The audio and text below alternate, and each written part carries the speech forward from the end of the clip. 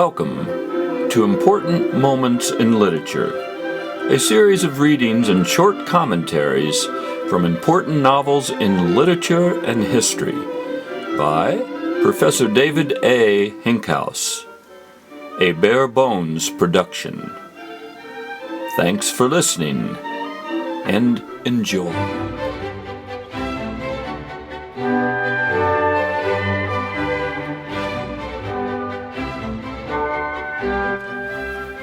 Welcome to Great Moments in Literature. I'm going to read to you today a selection written by Virginia Woolf called Shakespeare's Sister, and it comes from another work of hers called A Room of One's Own.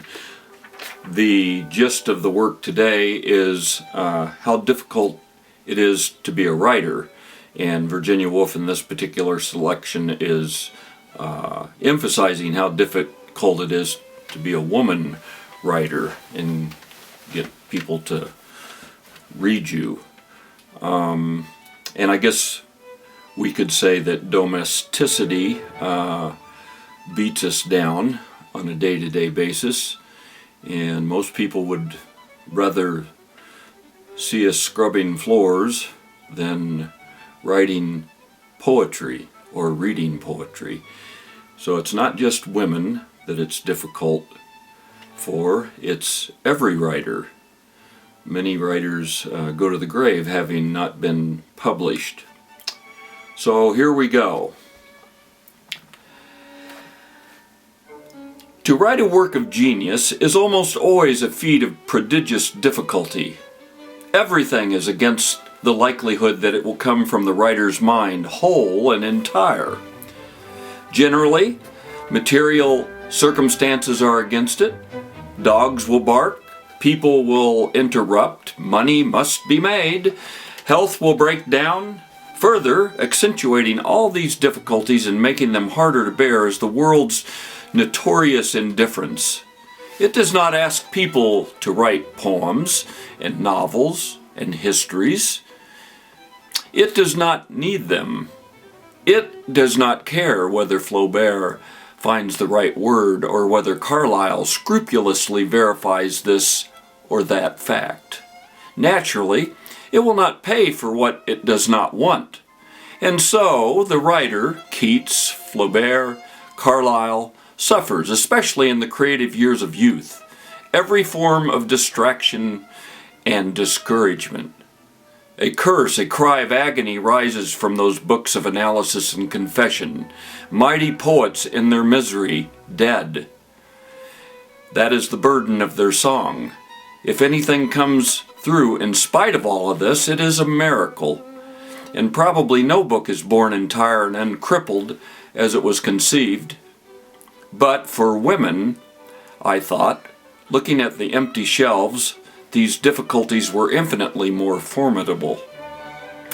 In the first place, to have a room of her own, let alone a quiet room or a soundproof room, was out of the question, unless her parents were exceptionally rich or very noble, even up to the beginning of the 19th century, since her pin money, which depended on the goodwill of her father, was only enough to keep her clothed.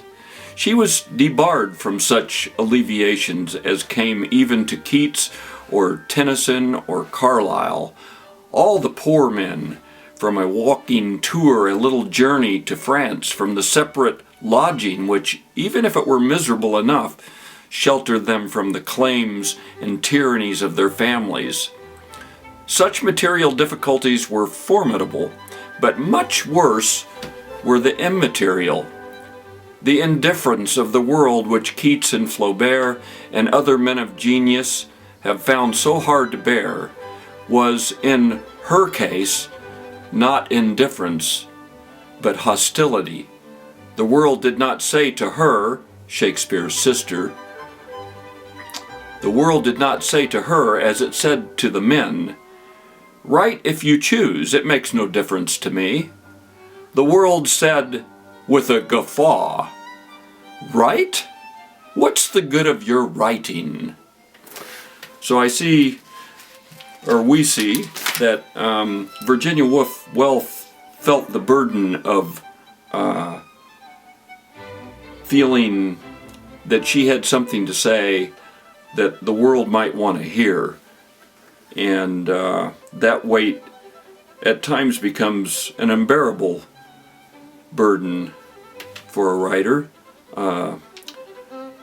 As we embrace domesticity in life, that domesticity tends to round us around the edges of our creativity. We have to wash the cars, empty the trash, mop the floors, feed the babies, go to work, to maintain our family circumstances that we embrace at a very young age.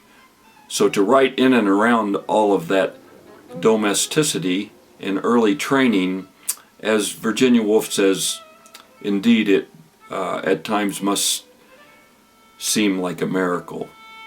Not seem like a miracle, but probably is a miracle. Thanks for listening.